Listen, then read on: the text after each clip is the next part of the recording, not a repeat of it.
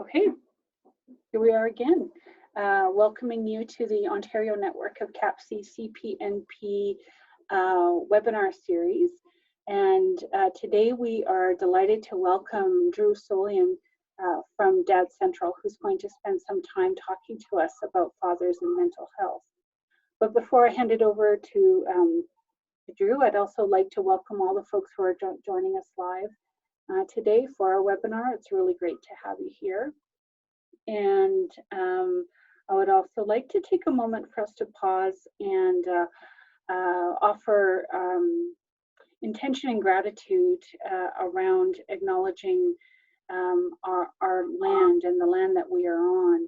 Our network, the Ontario Network of CAPC and CPNP projects, is provincial in scope. So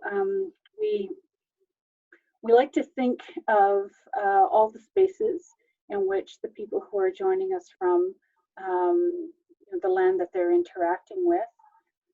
We acknowledge and thank the First Peoples of the territories in all these lands where we work and serve, and other Indigenous peoples for sharing this land in order for us to come together today.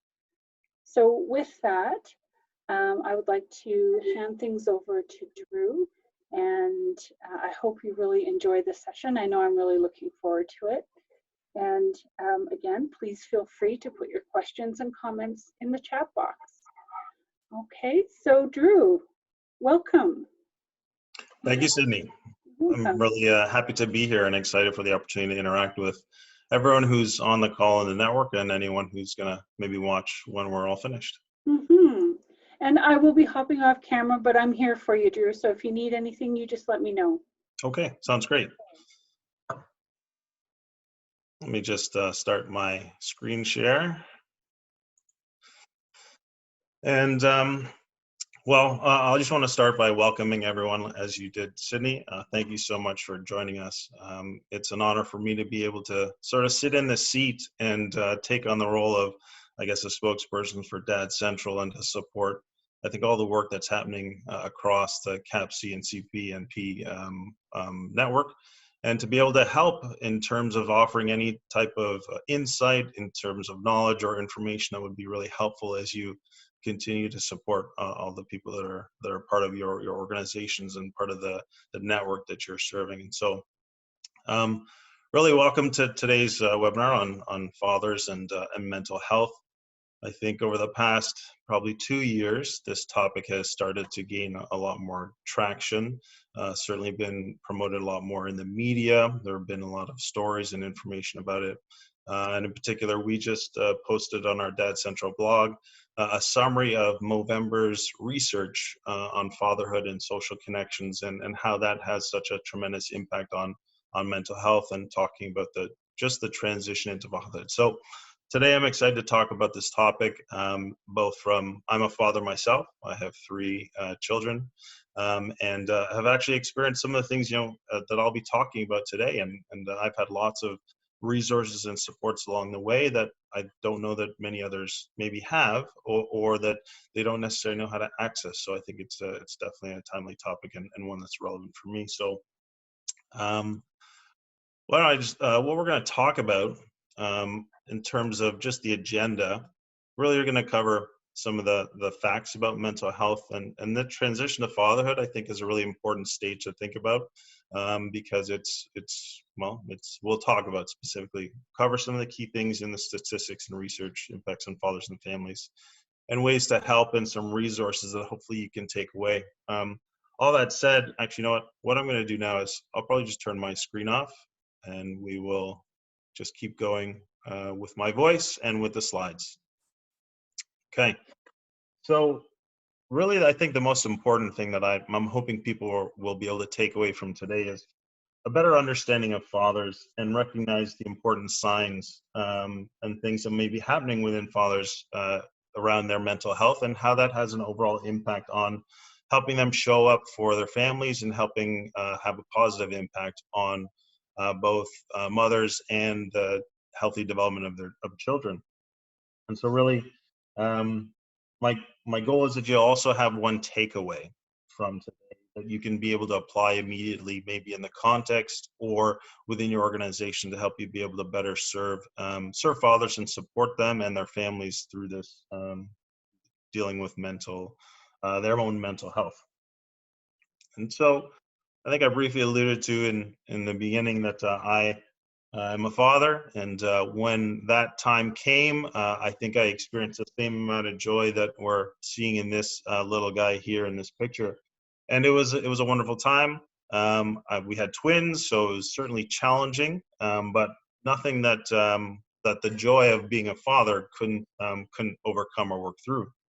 Fast forward, I had a son. He was our third, and next thing I know, things became a lot harder, even though he was only one child, than what it was when we had two children at the same time. And so it was actually quite difficult for us because it was like life was very different. And so in that process, I actually really struggled. I struggled to maintain, I think, a balance of how much time I could spend supporting my wife, how much time I needed to work, how much time I could take care of myself. And I think it actually took a tremendous toll, because I just felt I needed to be able to do it all, and I needed to be able to do it all well. And not only did I need to, but I really was passionate about being a dad, and I felt that it was one of the most important roles that I would ever have. And so while I saw myself essentially what I viewed as failing over and over again in the things that matter the most, it really began to take a toll on my mental health. And I found myself experiencing thoughts, ideas, frustrations, and interacting with my family in a way that was completely outside of what I would have wanted or would have knew was going to be beneficial for them. And so it was a real challenging time. So I went from this elation and joy of being a father and having, now an even bigger family, to sort of this, and feeling alone and isolated and really unable to express, I think, some of the struggles that I had inside, and I didn't really know where to turn. And so I was very fortunate to have a good friend who I reached out to, and we sat down, and I said, hey, I don't know what's going on, but I feel kind of depressed. And anyways, he was great. He listened to me. We talked. He kept checking in on me over the next, couple months. And that in itself, simple chat over coffee one afternoon, actually helped, pull me through that. And obviously, I went on to create a program called Connected Dads, and have been now supporting and helping dads. And now I've been fortunate to sort of be in this role at Dad Central. So I only wanted to share that stories because, I've experienced some of the things that we're going to be talking about today. And as I mentioned, had pretty good resources and support, but I know that there are many other fathers or families out there who may not have that, or look to organizations to be able to help provide some of the support that they may not be able to get elsewhere in their life. And so I want to talk about the importance of it. I want to talk about the key things that we know about mental health, and bring some, I guess, at the end, things that we can do as organizations to help support that. And so let's start by just defining mental health. And so this is from the World Health Organization.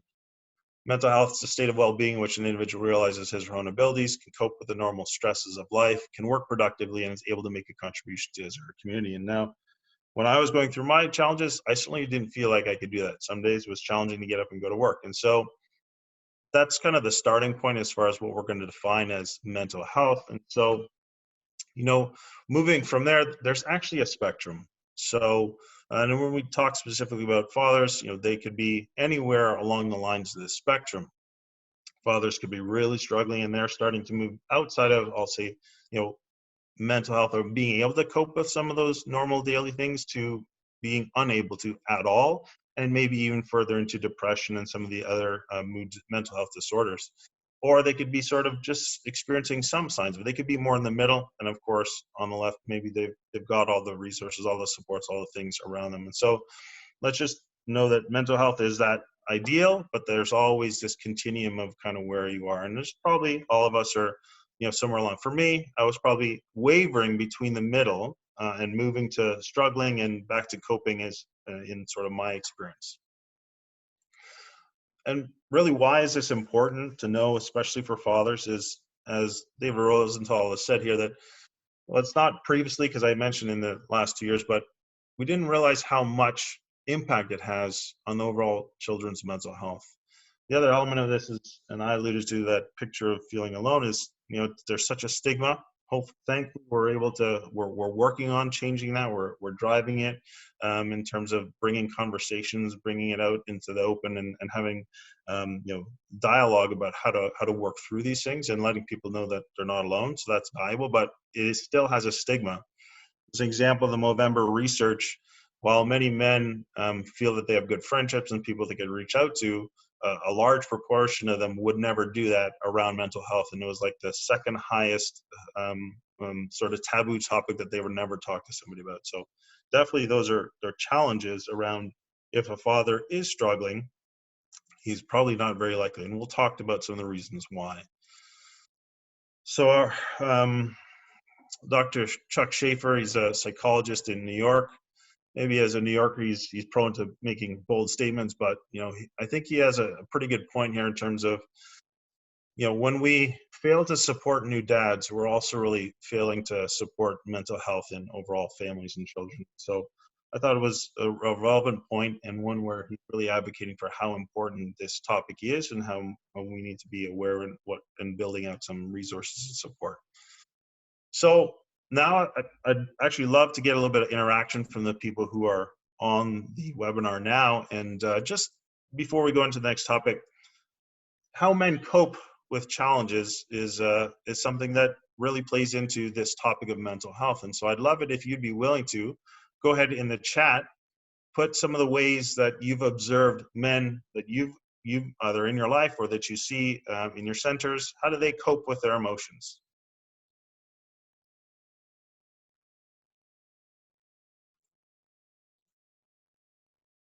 Anger or silence, withdrawing,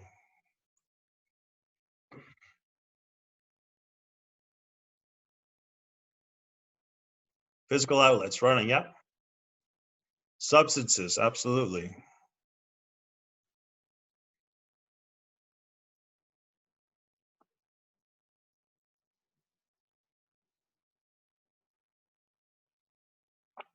Okay, great, thank you.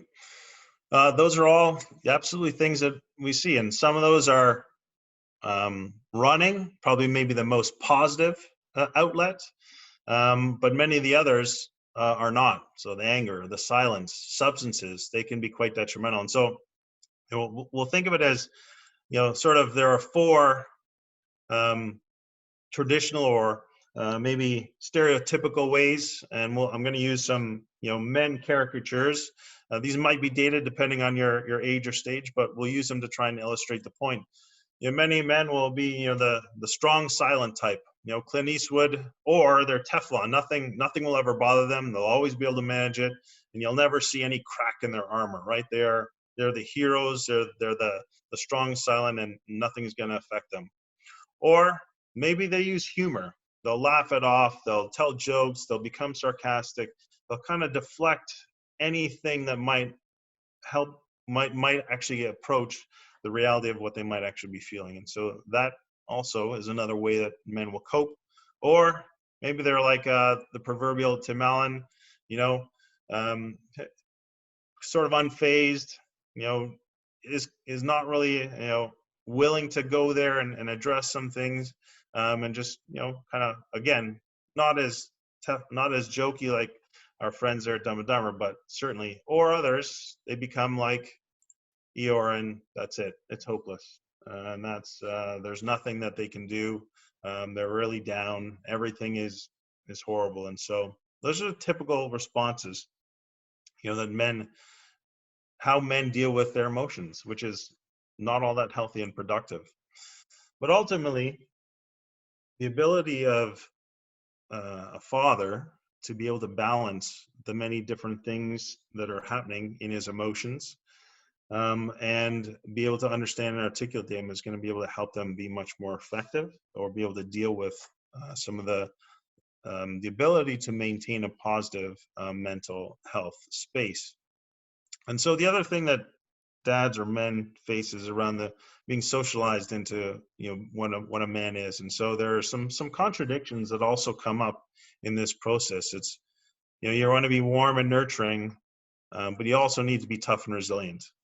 You want to be attentive and responsive, but you also need to be independent as well. And you can also be isolated. You want to be involved, but make sure you do it the right way. Not that way, not this way, not that way. All right. And we've seen those things happen. You want to be around more, but also don't get in the way. And so with these contradictions that occur, in addition to the fact that men don't really cope well with their emotions, it's kind of a recipe for, it's like a ticking time bomb, essentially.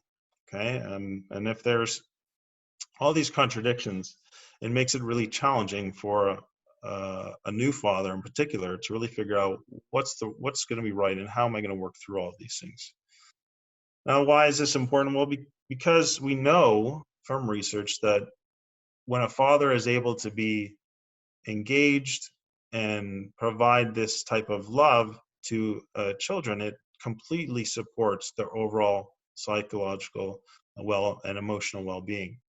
And so when fathers aren't able to maintain their own mental well-being, it really has a tremendous impact on their ability to demonstrate and provide that same type of love and engagement for the child's overall well-being.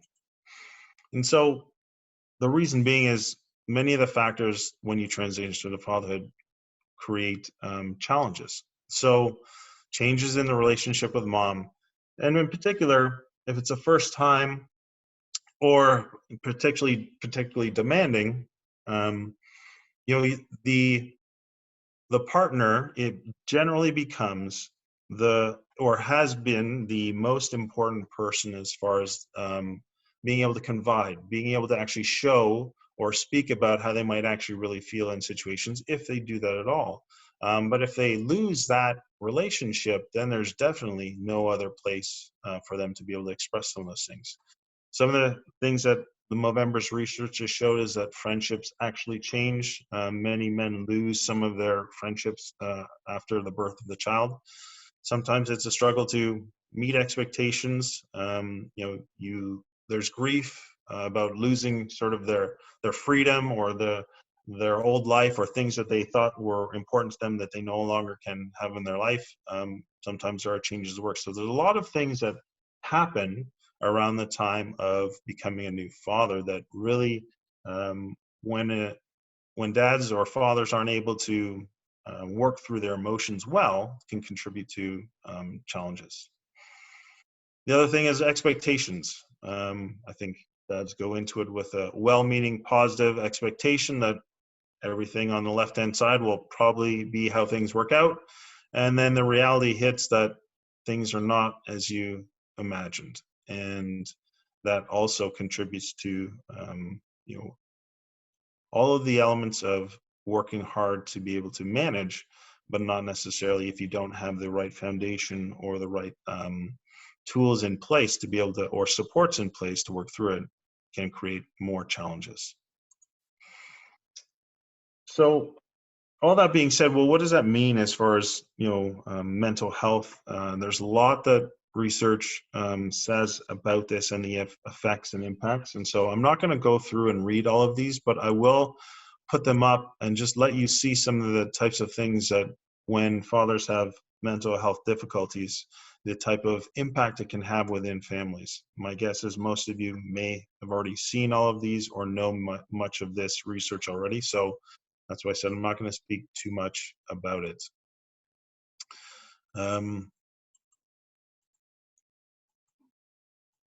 One of the things that I often found interesting is that how depression in dads affects sons more than daughters, especially when they're quite young.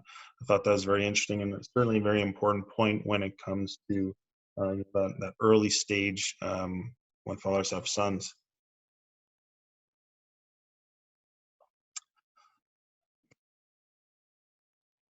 The other thing that's very interesting about this is that there seems to be a latent effect, as this last bullet points.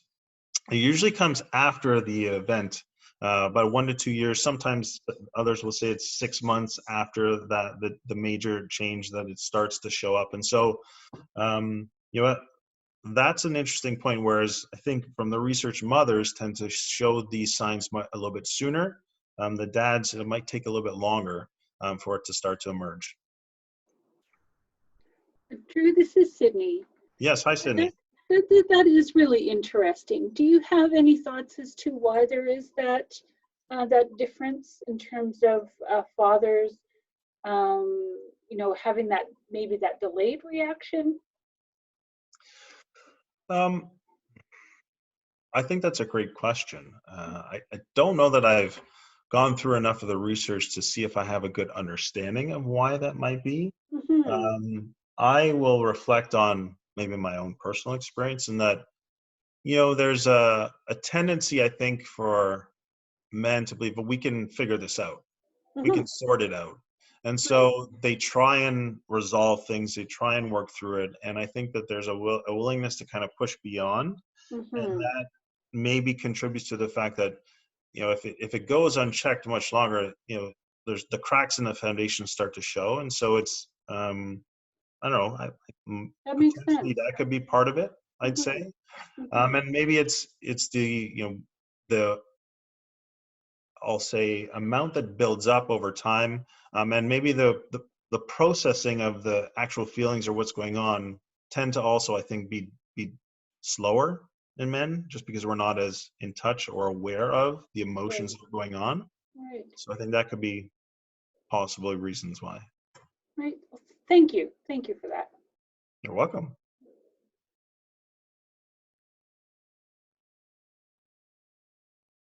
And so I also thought this was quite interesting in that it's father's mental health is more associated with behavioral than emotional problems in children.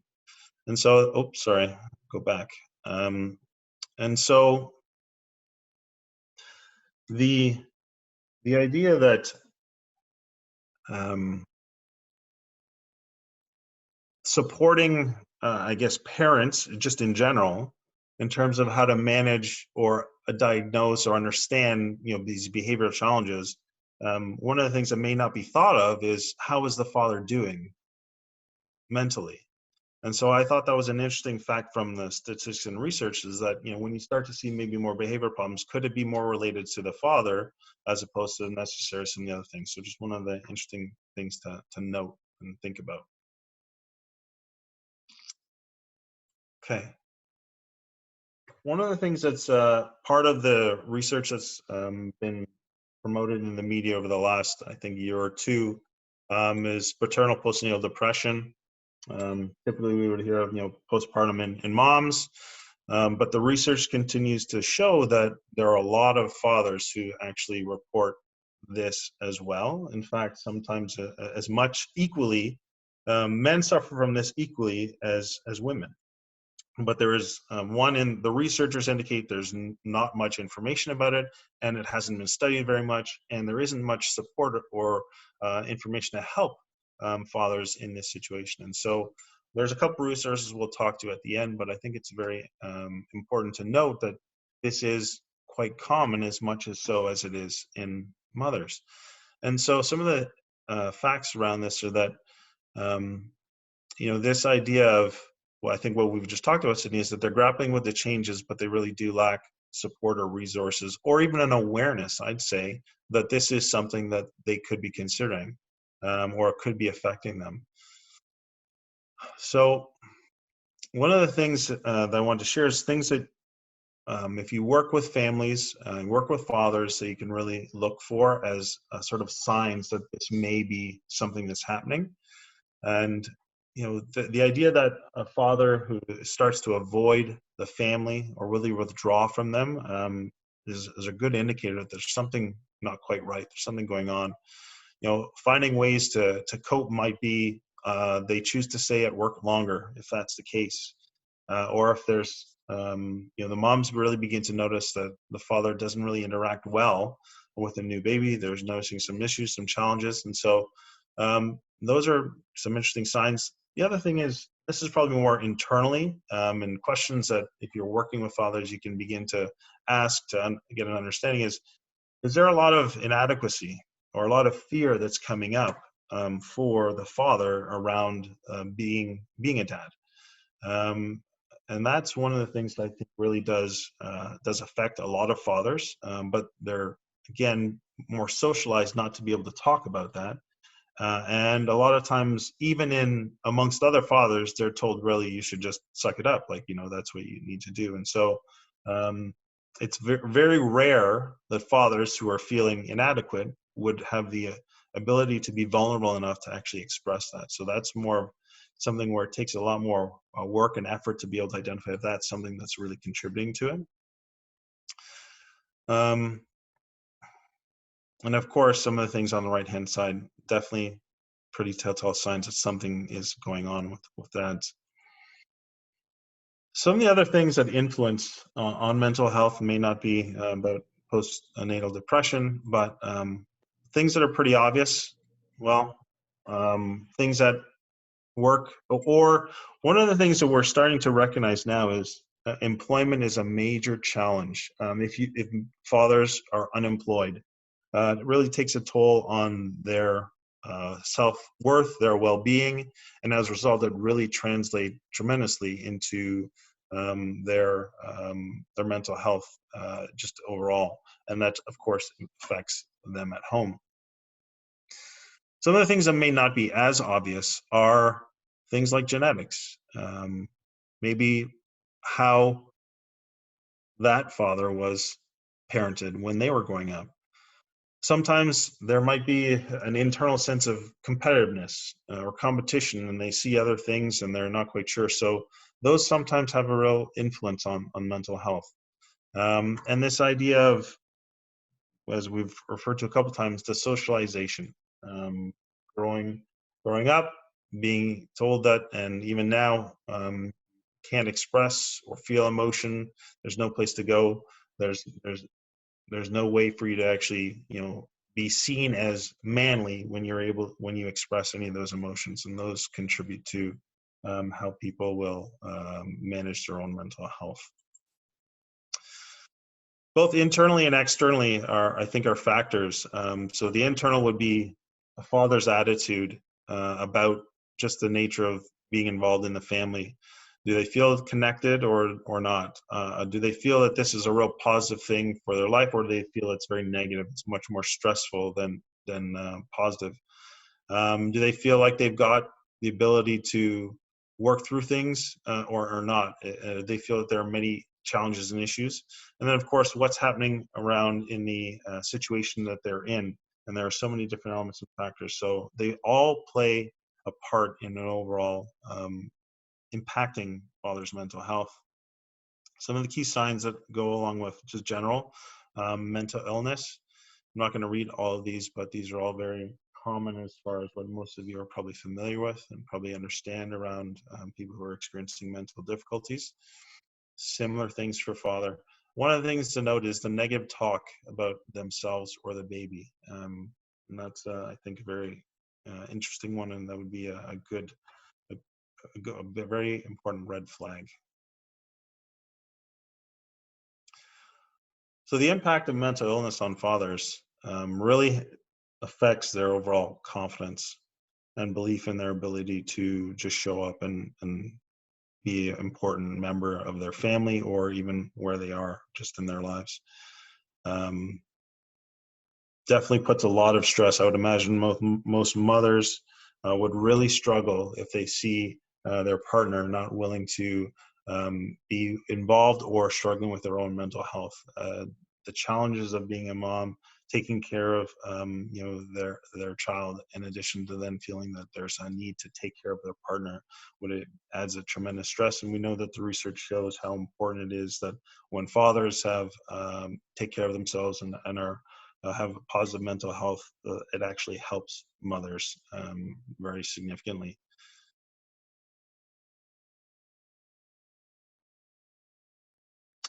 So what does that all mean when a father's involved in the life of a child? Well, it really affects how they show up in their parenting practices. And so while there's a lot of information here on this slide, I think the most important part is that the ability to develop a strong attachment or bond is ultimately what's completely affected. And all of these here are symptoms that is going on. And it really begins to turn into a very negative situation for themselves and obviously for the child as they're growing.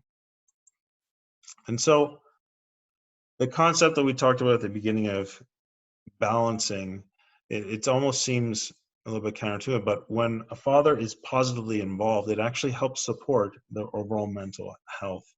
And so because when they are more involved, they're able to develop a little more confidence that they're effective as a parent. And as a result of that, the relationship begins to grow and that they find parenting more satisfying as opposed to more stressful. They begin to see things and focus on the interactions with their children as a real positive thing as opposed to negative. And there's evidence that they're certainly showing more satisfaction as a result of that.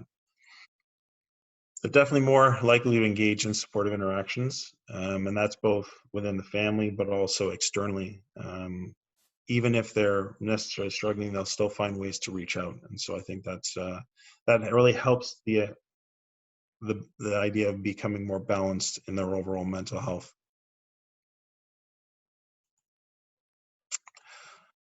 Now, the other thing is they do report a sense of pride in the fathering role. And the reason being is that for fathers, as an example, who have found this sense of purpose in being a father, it really helps buffer them against many other challenges that they may be facing. And so I think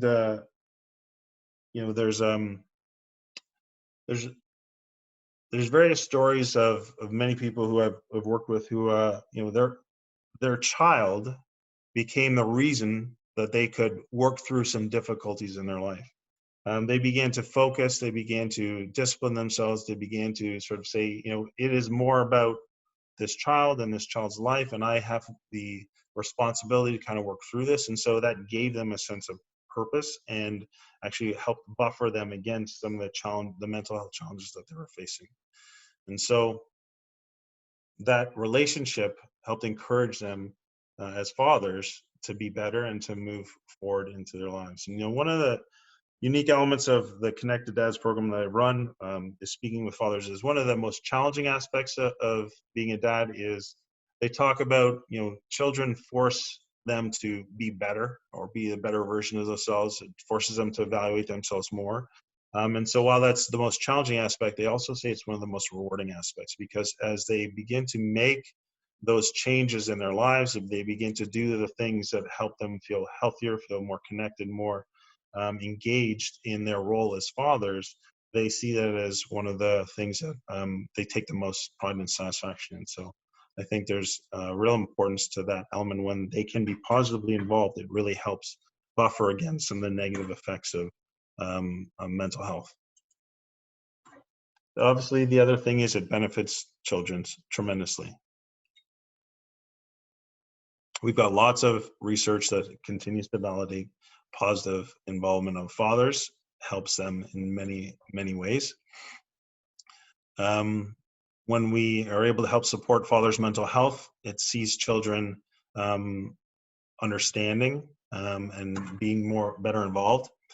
The other thing is the education aspect of helping children know and understand about mental health actually helps them understand what might be happening with their parents, because as we know that their goal is every child's really still working hard to have a positive interaction with most of their parents. And so when we educate them and help them in the process, they are able to work through that better.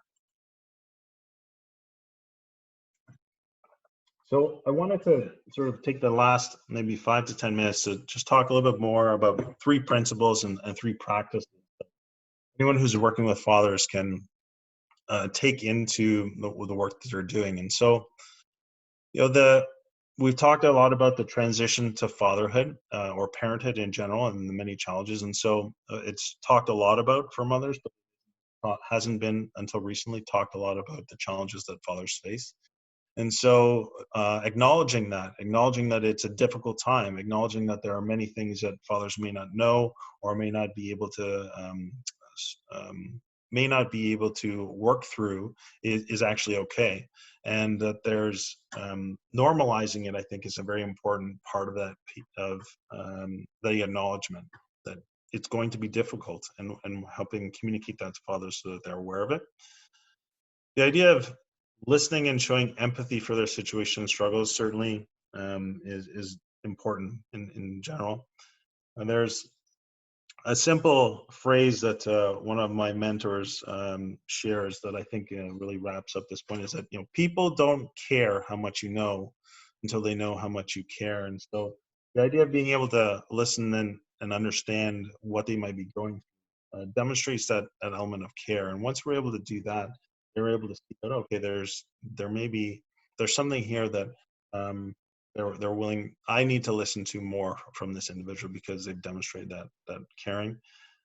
The other one is this idea of a welcoming attitude. How do we view fathers? And I know that there are many sometimes challenges around how fathers are viewed and in different situations and scenarios. But one of the stories that has always stuck with me is I attended a conference many years ago, and the speaker was talking about how he trained his staff for welcoming individuals who would come into the organization. And so he had a simple phrase, and it's, "We knew you were coming, and we're glad you're here." And that was really the premise behind how everyone welcomed anyone who entered into their facility. That made a tremendous difference on their overall effectiveness and the type of impact they saw from their programs when everyone carried that same "we knew you were coming and we're glad you're here" attitude into all their interactions with people. And so 3 practices that can kind of come from applying those principles is, and this is also built off of the Movember research, is that encouraging social connections or building some social opportunities in programs is a really important element that can help fathers. There's sometimes a lot of isolation that comes, and so being able to foster that social interaction is a nice way to help support fathers in working through their own mental health. The other thing is, because they tend not to share much or tend not to be willing to acknowledge many of the things that they're going through, individual connections with dads is an opportunity to open the door to gaining more insight into how they're doing and how they're, what needs that they might have, and how you structure or adjust programming, communication, anything like that, to be able to serve them and serve some of their needs. One of the things that's I've found in many of the groups is that the fathers that I work with, once somebody is willing to open up to them, then they're much more willing to open up themselves. But it usually takes someone else setting the foundation or showing that they are willing to be vulnerable and put a little trust in them before they're willing to do the same. And so I think connecting individually, certainly while it's not always feasible, is one of the things that really helps as far as fathers go. This final one is more from, again, some of my coaching background and viewing people as completely whole, capable, and willing to and have all the skills necessary to be successful. And so it also probably coincides with the third principle above, which was our attitude. And so John Maxwell likes to say that, whenever you meet somebody, put a 10 on their head in terms of you view them as a 10 out of 10. And I think that, that reflects on our belief that somebody can be effective or be successful in any way. And so there's, the reason I share that is there's an interesting study that was done.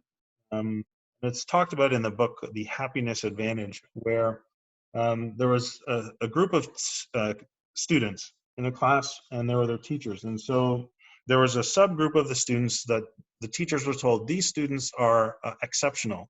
Their IQs are off the charts, but you can't teach them any differently. You have to teach them just like the rest of the students in the class.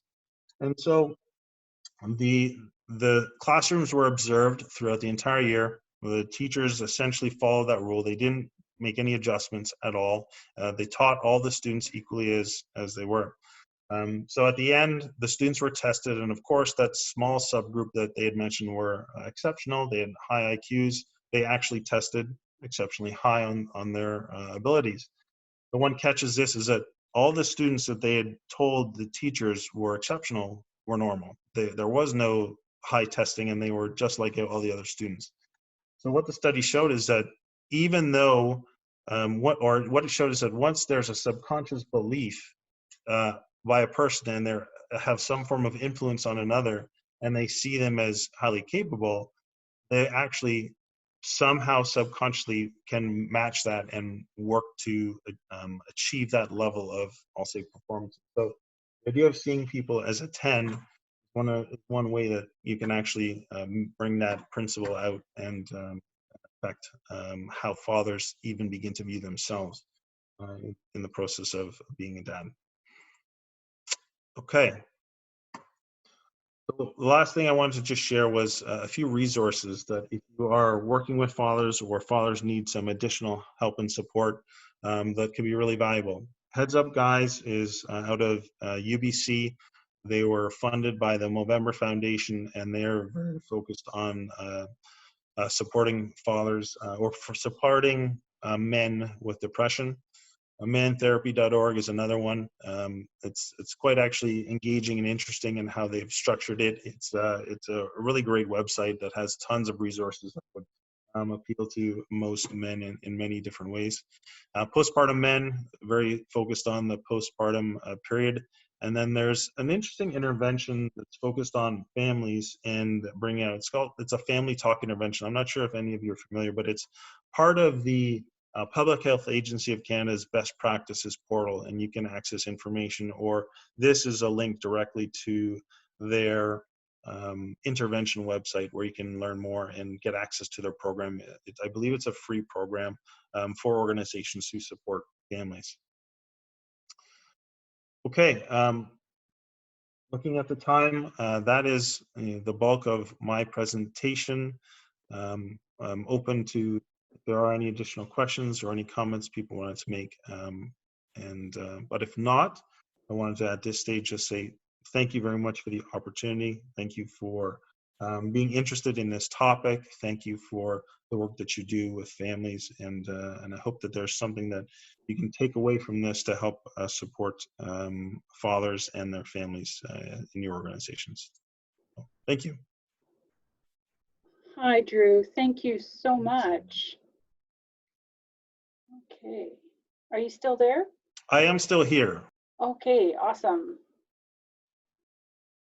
Oh, here we go. Hi. And I'm muted. Hi.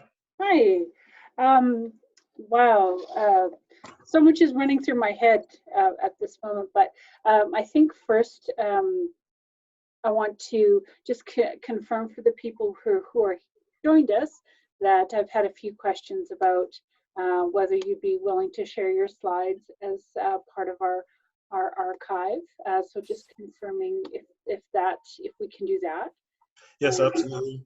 I've got some additional information in like an appendix, so all those slides will be then included in that. Wonderful. And so we've recorded this session, and we will definitely be making the link to the recording and the slides available to everybody who is here, and also to everybody in the network. I do see a question, is the Movember research accessible? Yes, it is. I'll include a link to the study and the full report in the slides. Again, if you do have any questions for Drew, please feel free to pop them in the chat box. But in the meantime, Drew, there is something that stuck out for me, and maybe because my mind can sometimes be really literal, but I really loved what you said around the principles for supporting that connection to fathers. And every time in my head I was thinking, oh, give us some examples. You did, and which was great. Mm-hmm. And the one thing you said around a welcoming attitude, and this whole kind of mindset, or even saying to fathers when they arrive at our programs, we knew you were coming and we're glad you're here.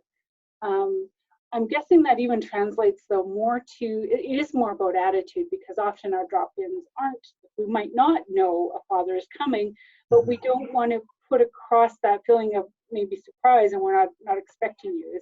Can you say a little bit more about that? How we can, I don't know, I guess it's just that being welcoming and not looking maybe aback when a father shows up, or Yeah, well, I think most fathers who, let's say they want to be involved and they want to come to these events because they know it's important for them and it's important for their child's development.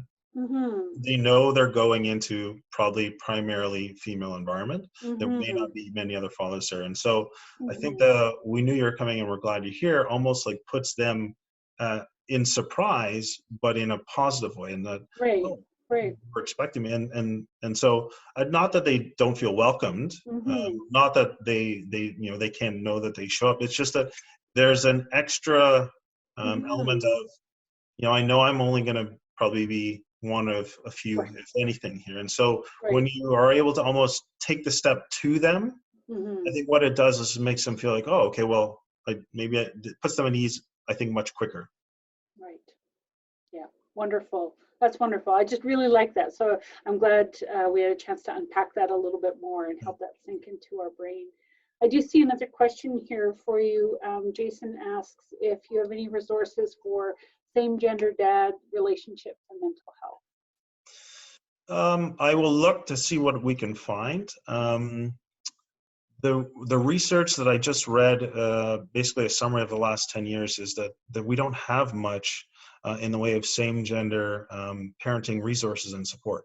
And so it was a call by the researchers to say, this is an area that needs more work and we need more information. And so I will see what I can find. If nothing else, I might just share some of that research where it says, hey, we need more areas, but here are some of the research that we do have. Great, thank you. I think that's all the questions that I'm seeing right now. Again, it was really great to have you here, Drew, and really enjoyed the information that you presented. And I know that a lot of this will be really helpful for folks who are working in CAPC and CPNP programs in Ontario. So much gratitude. And also thanks to the folks who were able to join us live today. It was great to have you here. And I guess just a little reminder to keep your eyes open for information on how to register for our network online conference that's happening at the end of March, on Friday, March 27th. Save the date in terms of the morning from 9 to 12. And look for announcements of our speakers and presentations. I'm pretty sure in not this week's newsletter today, but next week's newsletter. So I think that's about it. I hope everybody has a wonderful rest of the day and a great weekend. And once again, thanks for coming together, and take care. Thank you. Thanks, Drew. Have a good weekend, everybody. Bye-bye.